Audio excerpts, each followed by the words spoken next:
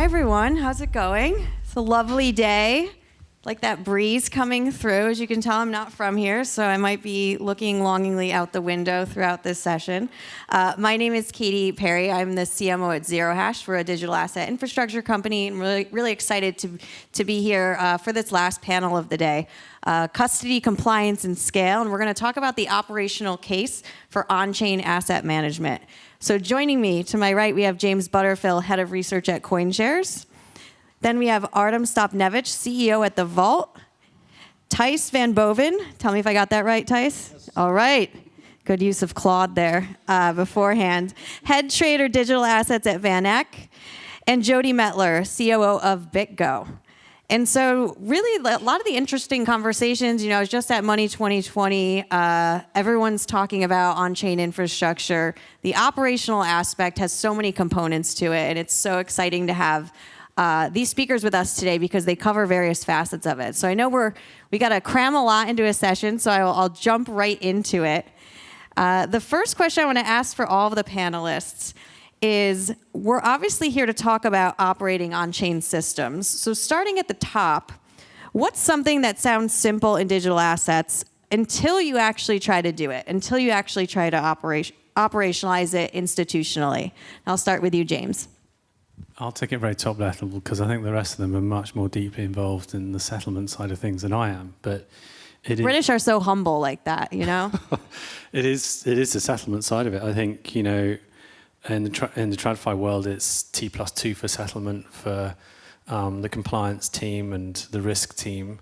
And sometimes you can achieve T+1 settlement, but in the crypto world, it's T+1 second or 10 seconds or something, and the two just don't work well together. I mean, you can sometimes have cross-jurisdictional compliance and settlement agreements that can take sort of 5 days, and that is, I don't know if I've got the answer to that solution. I mean, I thought maybe sort of zero knowledge proof type technology could deal with these kind of problems, but I think existing TradFi is really far away from embracing that technology at the moment. Yeah, the DeFi layer itself is intuitive, but when you try to cross it with the other rails, it can get complicated.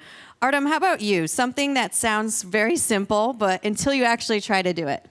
Yeah, I would say the notion of cryptography and the not your keys, not your crypto, which has started off the whole thing about using digital assets. When you go institutional, it creates an enormous layer of complexity that they're still trying to deal with. The design of the system, how you protect your digital assets, who owns the keys, and all of that. So even the original idea was pretty simple, that you have your private key and you can access your digital assets at any given point of time. Well, now, going institutional and trying to do all the different layers of protection, operationalize it, and get the approvals in place, creates enormous variety of solutions and really makes it challenging to kick off this process, I guess. Thijs, your perspective from Van Eck. Yes, I mean, setting up, so for me at Van Eck, I work at a hedge fund. Setting up the hedge fund structure operationally took us like a year to get us going. We started off by onboarding Coinbase, which was easy to buy some crypto assets in the start. But we obviously also wanted to have access to the smaller tokens. So coming back to your question, I would say getting access to small tokens is something that is really much harder than just opening your own crypto wallet and buying it yourself. It seems easy, but yeah, we finally have access, so we're happy with that. But it's not so easy to get liquidity in small tokens. How about you, Jody? You work with very large institutions. What do you think, might sound easy to them until they actually start doing it? Yeah, I think a lot of things sound really simple until you start to operationalize it, and particularly when institutional capital starts showing up at scale. Institutions aren't necessarily ready for operationalizing the controls that come with 24/7 settlement, global liquidity and movement. I think it sounds really simple on paper, but once you actually have to implement that in a traditional financial institution, it's very difficult. Yeah.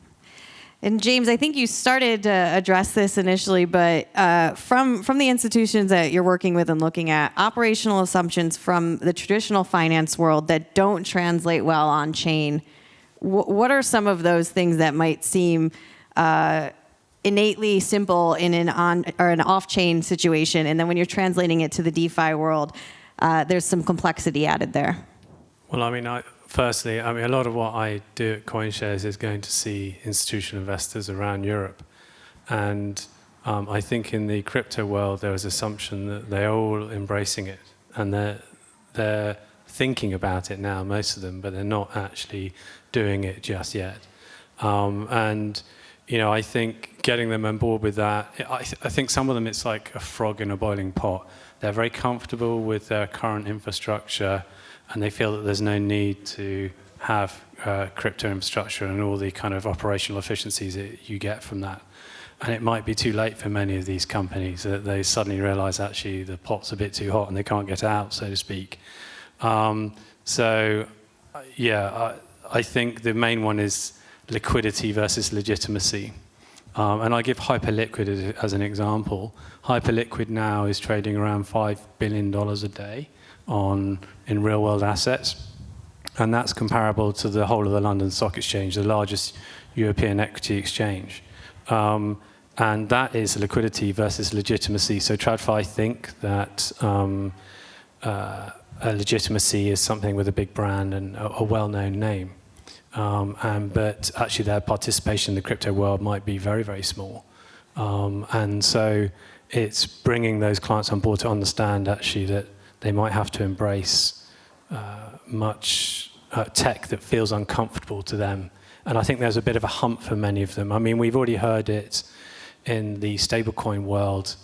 We had this idea, or CBDCs. Many governments felt that actually launching CBDCs was a great thing for operational efficiency.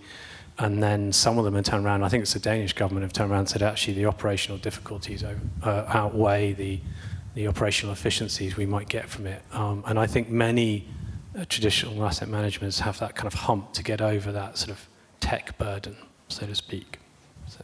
I love the frog metaphor, not so much if you're the frog. But the last point you made actually reminded me a lot of the conversations going on about AI right now, which is like the operational cost of that and then the upside. And that's where you're getting some of the debate on the ROI front. So it's interesting to see that parallel to digital assets. Tice, for you on the asset management side at Van Eck, where are you seeing the biggest operational mindset shift happening internally? Yeah, for us it was, I think back in 2015, 2016 was, should we do anything in crypto? We started in 2017, launching the ETNs in Europe, and also filed for the first Bitcoin ETF in the United States. The biggest shift was going from should we do anything to now how can we do stuff. So for example, you just mentioned Hyperliquid. We would love to have access to these trading volumes and liquidity as well. But simply we cannot, because from a compliance or legal perspective, we don't know who the counterparty is, so that is a big bottleneck for an institution getting into DeFi. But yeah, we see it growing, so we just launched the Hype ETN. That is something we can do, so we're trying to be helpful of all these crypto projects. But just from a trading perspective, we are still not able to onboard with these exchanges yet. So the question I'm getting every day is like, can we do this, can we do that? And I have to figure out with compliance department and legal department if it's possible. And I want it to be possible, but still it's not today. I think in the next 5 years we'll probably be able to. Real quick, what do you think needs to happen for those conversations to be easier to give a quick answer? Or what needs to happen to make those ideas possible? Well, first maybe start with licenses, like a MiCA license, or maybe be regulated in the US. So Hyperliquid is, I think it doesn't have a license at all, but you do see with Polymarket or Callsheet, they do have licenses in the US, starting US businesses as well. But then again, the Polymarket US, I don't know if anyone have seen it, but there's like so little liquidity and no volume. So not sure if that's the answer there, but I would say it's a start for us to be onboarded with these platforms, yeah. Yep. One of the misconceptions outside the industry is that blockchain, kind of removes the operational complexity automatically. But I think one place you don't see that necessarily all the time is on the custody front. So for you, Jody, custody seems like an area people are underestimating when it comes to sort of the operational rigor and the capital that comes around that. So what becomes difficult when these companies are thinking about custody? You have a lot of custodies wanting to move assets into cryptocurrencies. When they're moving in this space, operationally, how do you advise these people as they get going on the custody front? Yeah, I think it's twofold. First, it's scale, right? A lot of these institutions are operating in a test or a prototype environment, and now they're moving into full scale. They don't realize the operational uplift that comes with that. And then second, I think it is operationalizing risk management. When you're holding a large amount of cash or cryptocurrency, you have certain risk parameters that you need to do, particularly for capital, a lot of licensing, as you were talking about. It's super important that people really understand those complexities and that they're going to likely need to hire people to help service these type of risk operations. Yeah. Do you think the people in these roles now, are they learning on the fly sort of how to be operators in this space? Or are they people kind of coming in from maybe crypto native roles? What does that look like just from the people you're working with internally? So my background, actually, I spent 22 years at Citibank. So I come from a TradFi into DeFi or crypto. So I think what you're seeing in a lot of these companies is they are pulling from both sides of the spectrum. You're going to get the traditional financial people that can come in and set up these risk operations. And then you have people from the crypto space that understand the technology and how that moves. So I think it's both. Yeah. And Artem, when you see firms start managing digital assets operationally, whether it's treasury workflows, reporting, reconciliation even, where do you see the friction showing up first? Yeah, that's, I think, a lot of good points Jody made, that there are a lot of intrinsic differences between operating traditional finance and operating digital finance, right? And in terms of, and it could be different, like you mentioned, treasury operations, like the reconciliation, calculating the NAV for the asset managers when you have 24/7 period of trading, or when you have different tokenomics of the tokens that you invest in. So it's very kind of different layers, financial layers have been created on top of what we used to. So you have to adjust the kind of the software that you're dealing with and what we deal with, right? So I can speak from our own experience, is really preparing the institutions to handle the new ways of working. But also I think the biggest part, actually, it's not just this part, right? But it's also the key management, because one of the biggest difference between digital assets and traditional assets, every single player becomes kind of responsible for their own assets. So it's irreversibility, right?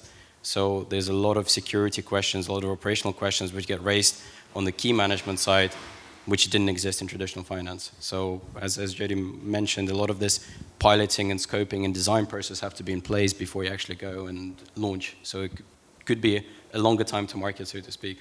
And could I add just a little bit to that? Artem makes such a good point. One of the things I keep hearing from institutional players in this space is they end up running rails on both the traditional financial system and a digital asset, and that's really difficult for them because they want an integrated system that can handle both. That doesn't exist today. So the interoperability of these financial systems really needs to come along, and that's going to probably be in the next couple of years. As we've all seen and experienced, and a bunch of you have mentioned pilots coming on this panel today. I'm curious specifically at the evolution from the pilot to the full scale out. Like what types? And I'll start with you, Jody, because you referenced pilots before. But I'm curious what are companies or clients looking for in that pilot program that gives them the confidence to scale, or what needs to go right in the pilot situation for it to scale into something bigger? I think they need to see that it works like what they're familiar with from a pilot standpoint. They need to understand where there's going to be subtle differences from that, but if they get comfortable that a pilot phase looks and feels from a liquidity standpoint, from a settlement standpoint, with what they're familiar with today, that is the next step into going full scale. And then that's when they realize, 1 or 2 transactions a day is very different than hundreds or thousands of them a day. Yeah. Tice, what are you seeing from people who are sort of dipping their toes in the water to going full scale? What's going right or what's not going wrong? Yeah, I just wanted to comment on this. I mean, yeah, we never used the pilot because we're always onboarding for 6 months. So if you're making a decision somewhere, we definitely have to go for it. But who's the target audience then for these pilots? Like who's using those pilots? And we're getting them from all kinds of asset managers, RIAs, those types of things. Anything that you would see in the traditional space, they're coming in for these pilots now because they want to figure out if it works for their business. Got it. And start small and then, okay, got it. Coming back to your question, what was it? Sorry. I feel like you sort of answered it. Well, you just by saying you don't do pilots, right? That's not irrelevant. Well, yes, on the data research we do pilots, but not for custody, right? Because we are not moving investors' money into a pilot. That's not something we can do. Maybe with internal capital, but still, yeah, most of the time it takes 6 months or longer to be onboarded, and then we are definitely going for the product instead of just using the pilot. Artem, how about you?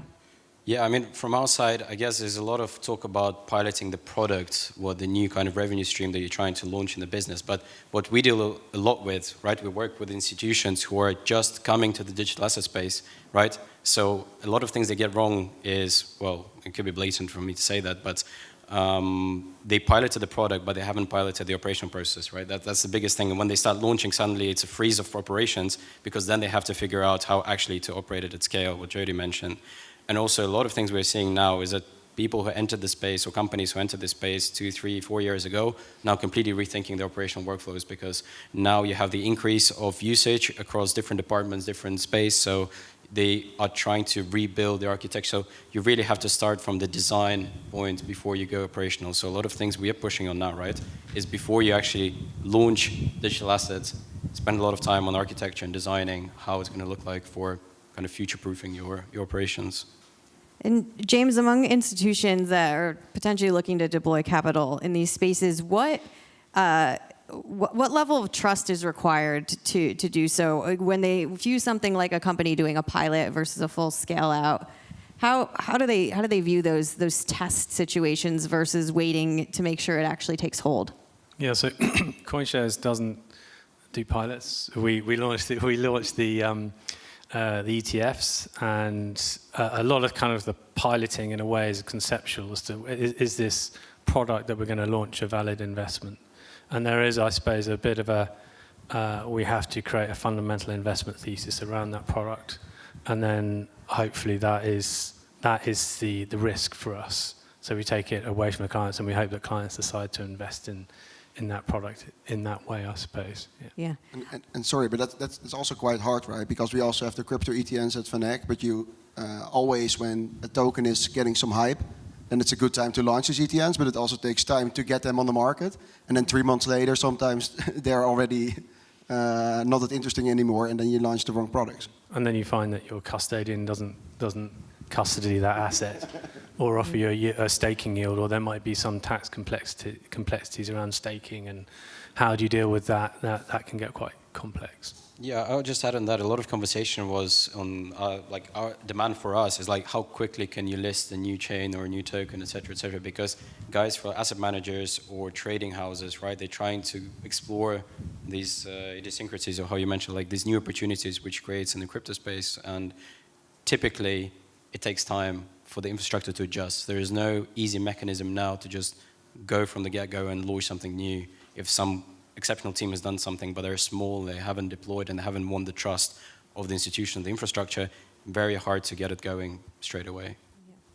Slightly off topic, but I think interesting, is when you talk about chasing these, I don't want to call them trends, but chasing the themes that are emerging and there seem to be popping up very quickly, more so than traditional finance. Are there any emerging themes that you guys can share on the research side that you're exploring or might be coming to market soon, even at a high level? I'm curious sort of what's on the horizon.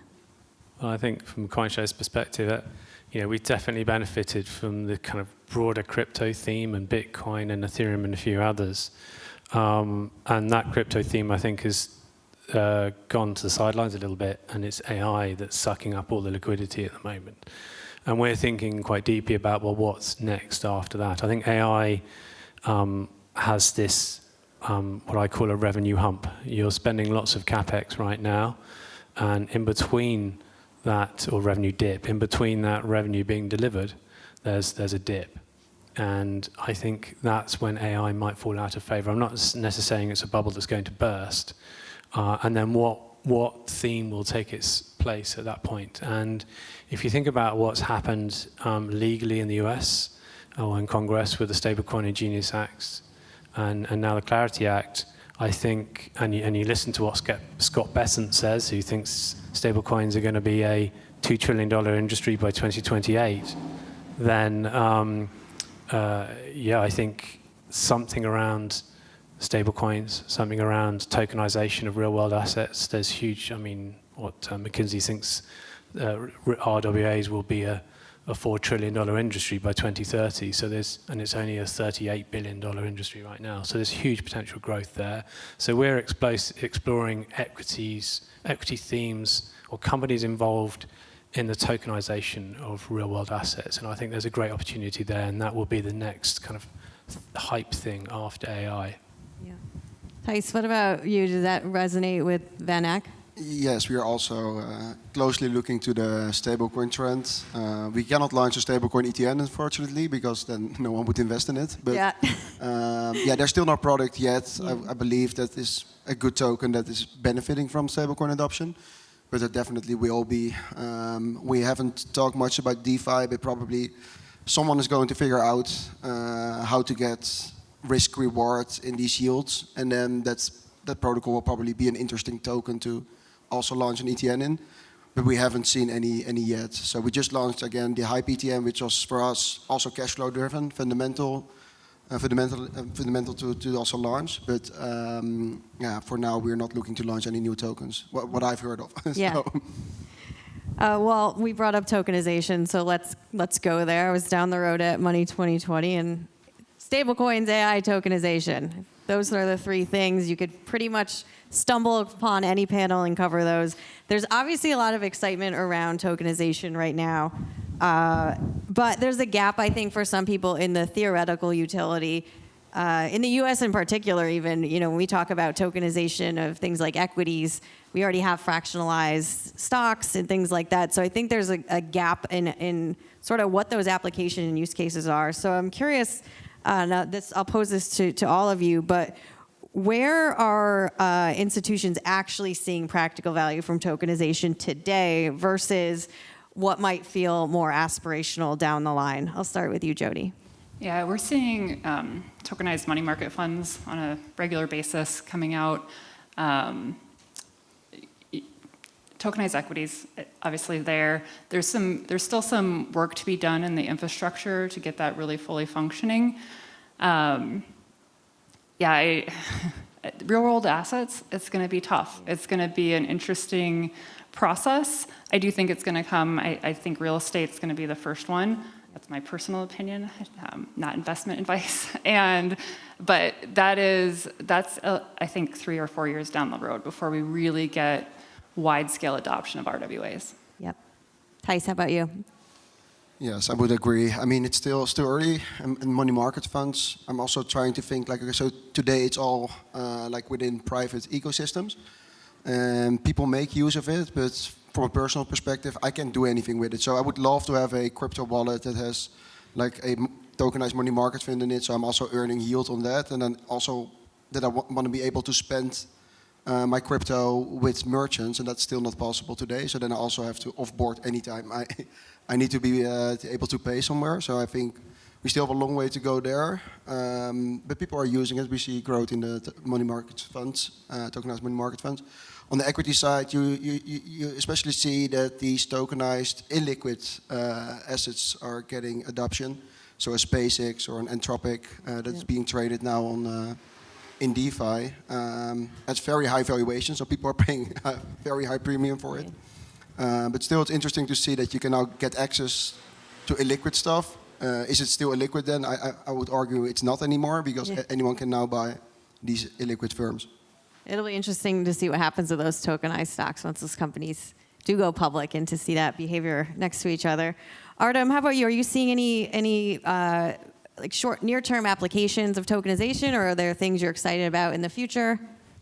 Yeah, I guess the conversation took a completely different turn over the last year or two when big financial institutions started replumbing basically their settlement layer and stablecoins. So it's not surprising you're hearing stablecoins and tokenization in the same bracket or on the same kind of topics, because basically once the financial institutions start moving their settlement into stablecoins and using cryptography and blockchain for payments, and they're going to be holding that liquidity in blockchain, they'll want to.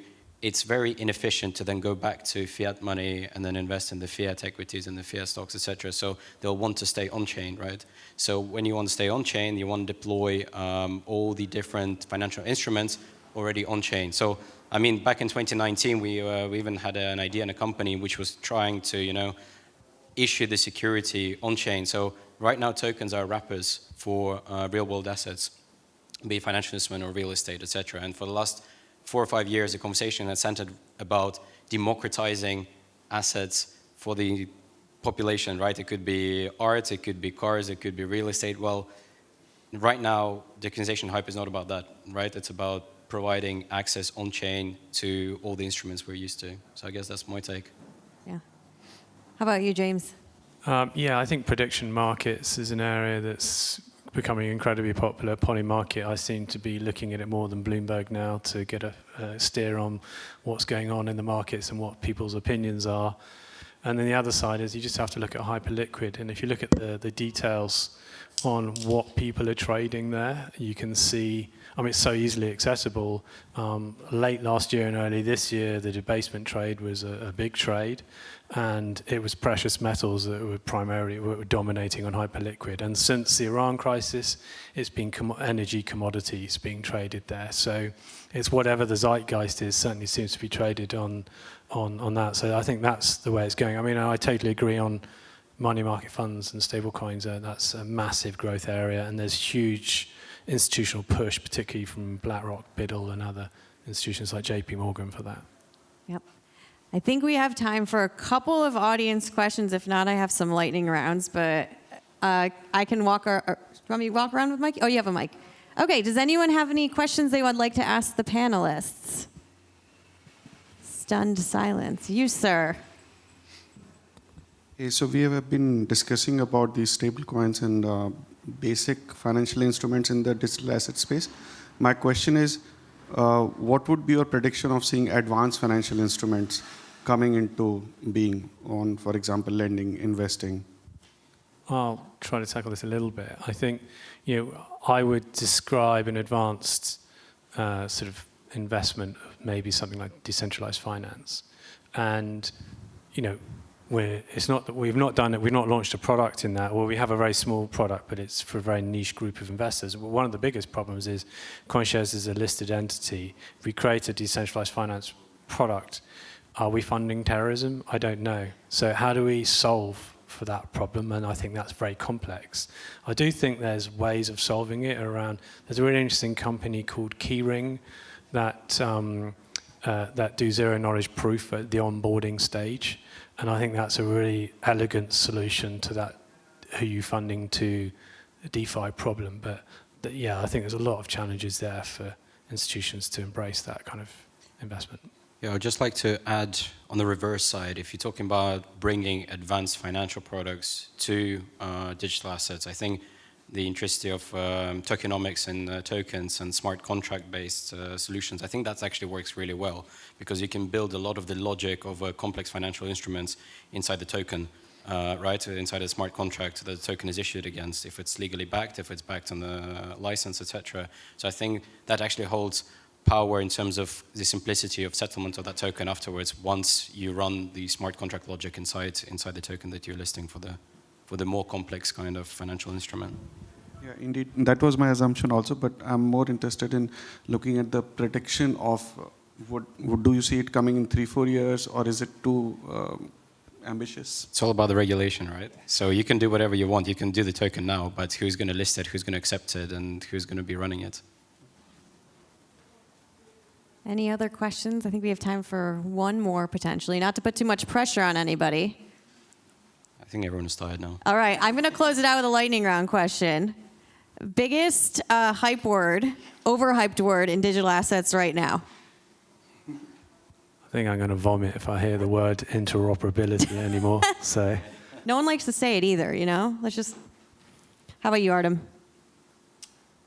Actually, I haven't thought about that one. I thought we were never going to get to it. For me, I think one of the hype words is definitely the security or trust. Everyone talks about how secure it is. And I think it's a lot of hype because actually what's underneath, what's the plumbing, we still don't know a lot of times. And now you see with all the different hacks is becoming quite apparent. Yep. All right, Thijs. Maybe two, but maybe last year it was mostly debt. So treasuries overhyped. But this year I would say, also AI. We love AI, but it's also in some of these projects it's very overhyped. Yeah, I mean every crypto token mentioned last year and this year that they are going to use AI, and most of them are down 95%. Yeah. So I wouldn't just trust it if someone says AI. Everything's agentic. All right, Jody. Maybe a little controversial, particularly in this group, but decentralized, I think, is the most overhyped. It's the more and more we get in the space and you see traditional financial institutions getting in, the less decentralized we are. Love it. All right. Well, thank you to our amazing panelists. Thank you to our hosts for the event today. And thanks, everyone, for joining us. I appreciate it.